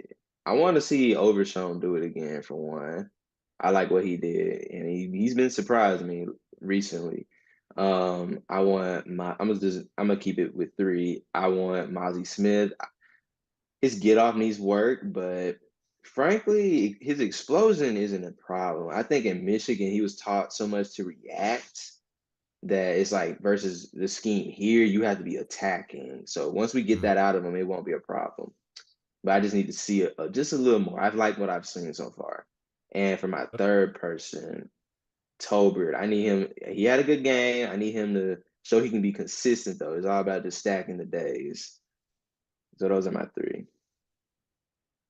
Okay, so here's some clarification on the chat. Is I think that they were saying that you look like Marv, Dan. Oh, really? That's crazy. So maybe we got Dan on the team next year. Who even knows? I think he makes the 53 for sure. Maybe.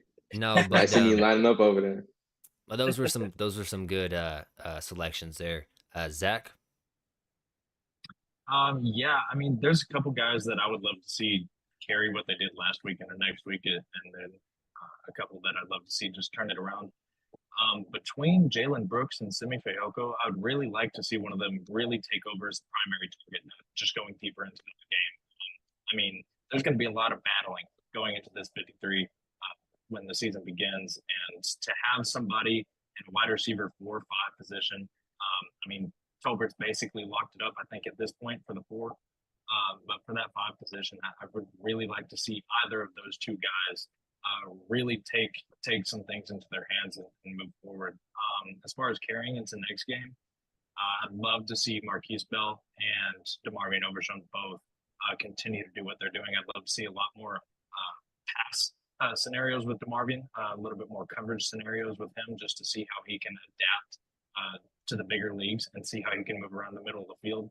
I think his energy going towards the ball right now, finding the ball bouncing off of blocks, for as he's not huge, but he's a tall, lanky guy that can really get around some offensive linemen coming toward them. So I'd love to see them excel a little bit more at that. So for both sides of the ball there, that's what I would say. I completely agree with all of those selections that you just had. Chat, if you want to have any questions, if you want us to answer any questions, go ahead and leave them in the comments now, because I think that this is going to be our last little segment we're going to do, and then we'll get to those questions. So please do leave a comment and a question. And then if you haven't already, like the video, subscribe to the channel. I'm going to have a lot more content coming out. I'll probably have these guys on in the future as well. They've been a pleasure. So I appreciate all of you guys being on here tonight. And with that being said, let's go to Mike. Yeah, I got a couple guys maybe that we haven't spent too much time talking about that I'm really going to watch. Eric Scott at corner. I want to see him technique wise, and it's one thing with offensive line. It's hard to judge because you don't know what each guy is responsible for at that time. But with the corners, you can see him one-on-one with wide receivers and look at his technique. So I'm going to be spending some time watching him. Also, I'm looking for Adoga if he ends up playing, because he's the veteran. See if he still can hold his own. And then I'm going to be looking at Earl Bostic Jr., offensive lineman that we hadn't really talked about, but I think he's got some traits, some possibilities, and I'd like to see him, more and see kind of his technique and what he can do. Yeah, I still put some good plays together. And like we mentioned earlier, it is extremely important for those guys on the offensive line to separate themselves now. I mean, this is the game to do it. Start building, those games together and stringing them together so that you can make the roster. Manny? All right. So, Mozzie, people, I guess, Eagles fans I saw were already calling him a bust, but he was getting triple teamed. So I don't know if you saw on one play he was getting triple teamed. So and he was a little slow, but I mean I think he can work on that, and I think he can get better at it. So Mozzie, Tolbert, like Dan said, I want to see him with that consistency, get a roster spot, and then the next one, he did good last week, but Vaughn, everyone at work when I went in on Monday, they're like, "Hey, your boy Deuce, man, he was killing it out there. He's only 5'5", and he was killing it out there." Like, yeah, they let him fall to the 6th round, and they even I think made a post about it. I think Kay Adams did that. The team should have let him gone that far. For sure, for sure.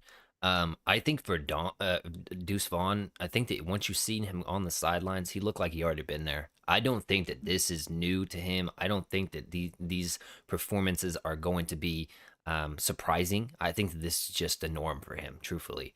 So I'm excited to see him, put it back on and get those carries and show what he can do again.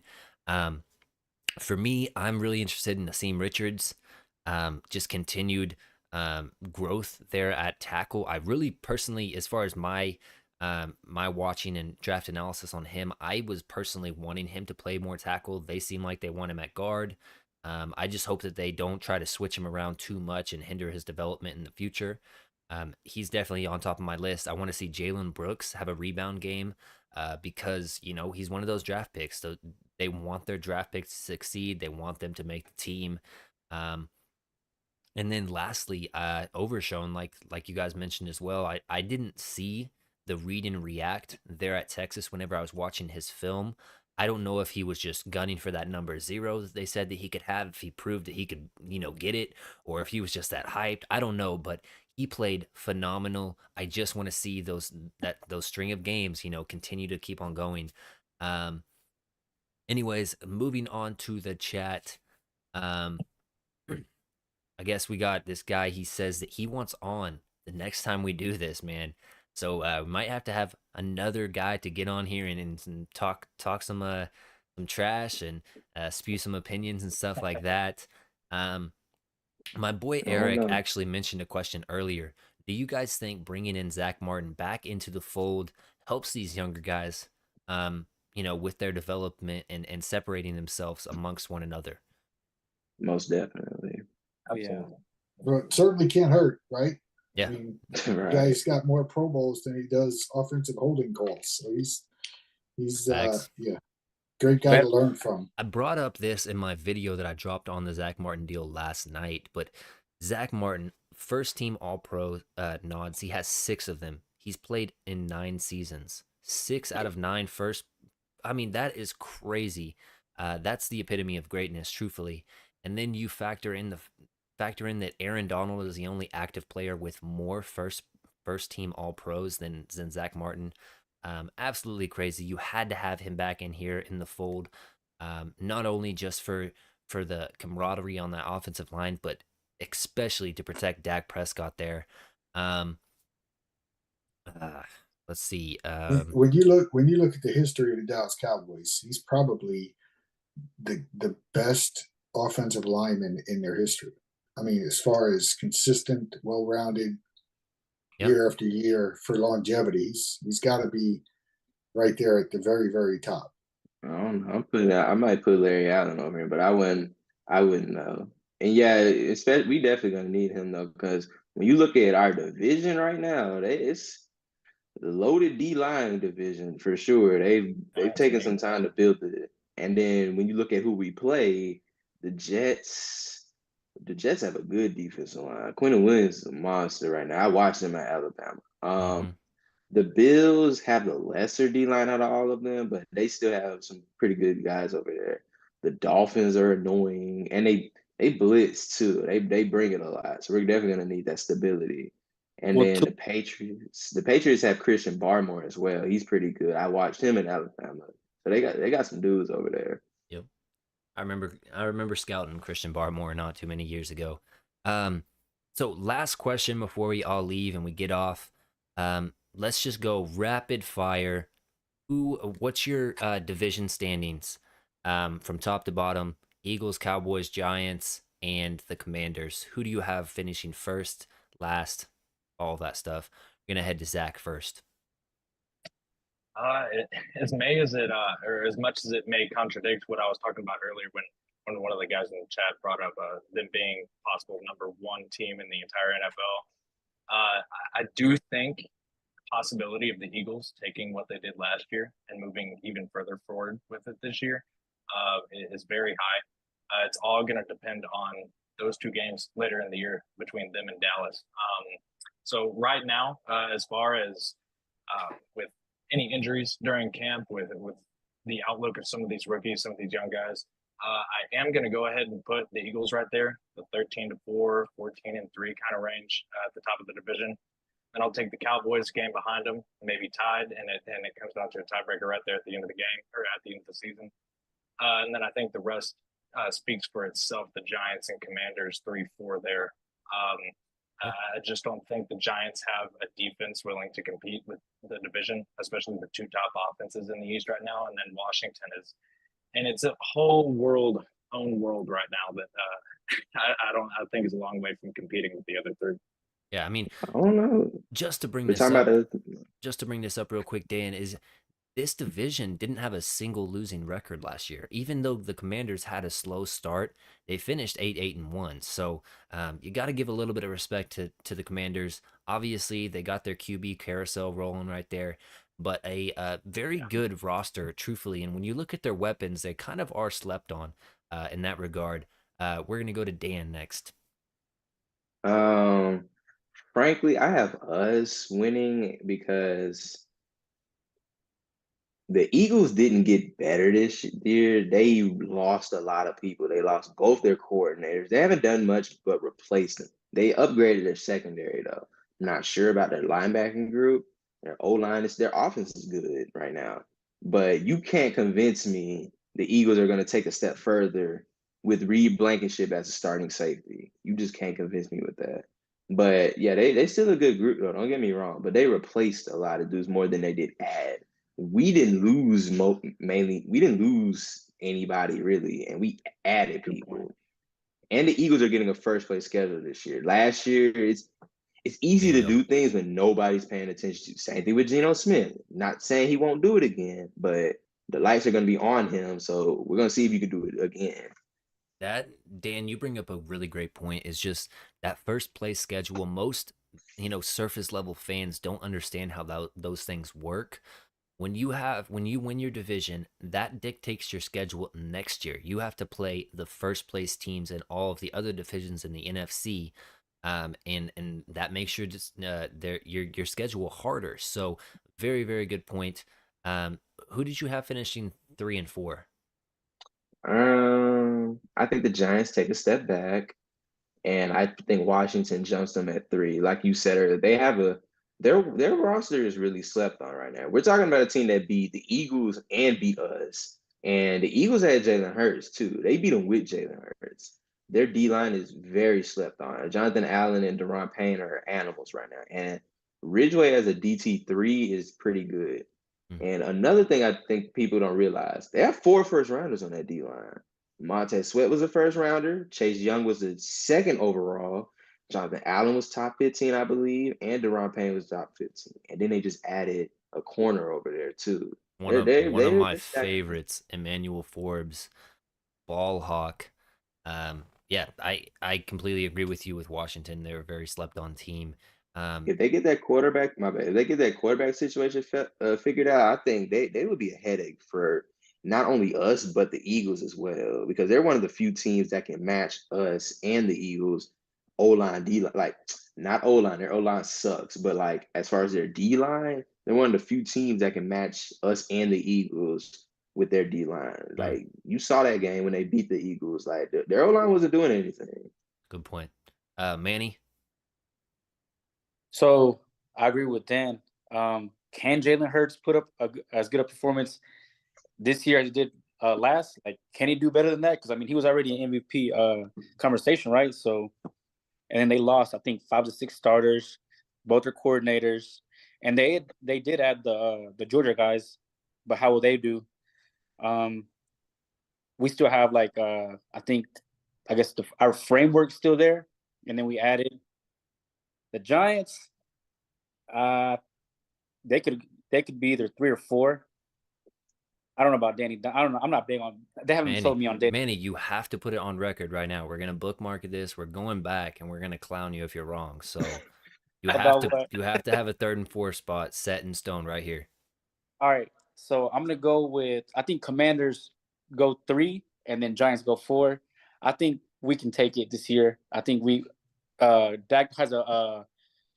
Dak's the what they say during Father's Day. He should take a DNA test. Father. He's the daddy of the division. Yeah. All right, and Mike. Yeah, I do think the Eagles step back a little bit. You mentioned the first place schedule. It doesn't make that big a difference this year because they do get the Bucks, and the Bucks are a mess. Trust me, I'm from there here in Tampa. They're a mess, and they get the Vikings, but they get the Vikings at home. So that's the Vikings are a much different team on the road than they are in Minnesota. So the first place schedule thing, sometimes it does make a big difference. This year, I'm not sure that's the case. But in most years, it really doesn't matter who you play. It's really when you play them. And it's always hard to predict that stuff. But I do think Dallas, in the head-to-head with Philadelphia, I see they match up really, really well. And so I think Dallas will win the division. I think the Eagles will be second. I think the Commanders will be Don't third. Get canceled out here. All right. Listen, I signed a petition to get their Redskin name back. I think the Redskins is what they should be called. So, I think the Washington Caucasians would be kind of sick, but and I also think the Giants are going to take a step back, and the reason that is because if you look at their games they played last year, they played a lot of one score close to the end kind of games. Mm-hmm. And they won most of them. Yeah. And usually that next year that doesn't happen again, right? So I think the Giants are gonna fall behind the Commanders, and I do think Sam Howell, for what it's worth, I think is an upgrade for the Commanders over Taylor Heineke. Yep. What about Brissett? Sorry, what was did that? you guys say? So what about Brissett? Jacoby Brissett. I think Howell's going to be their guy. Brissett is their backup, and unless Howell just completely, stinks it up or gets hurt. Okay. For me, this is on record. Come back, clown me if you want to. I'm going to say the Cowboys and Eagles both finished 12-5. Cowboys with the tiebreaker. After that, I am going to go with Eagles and Commanders at both 9-7. So whatever way that comes out, if Commanders are third or Giants are third, whichever way, doesn't really matter. But the same record. So both of those teams, or all of our teams, are going to have kind of a battle within the division with another team. But if I had to put one, I'll say the Giants actually do finish third. I just like Brian Dable as a coach. I think he does more with less more often than not. So with that being said, this is the end of the episode. If you would like to get on a fan forum, Cowboys fan forum episode in the future, please hit me up over there on my Twitter at Boys in the Zone. That is the letter N, not IN. So Boys in the Zone on Twitter. Just give me a follow and then shoot me a PM, and we could possibly get you on in a future episode. Thank you so much, you guys, for getting on and just sharing your thoughts on this team. Super exciting season coming up. And without further ado, we'll catch you next time. Thanks, guys.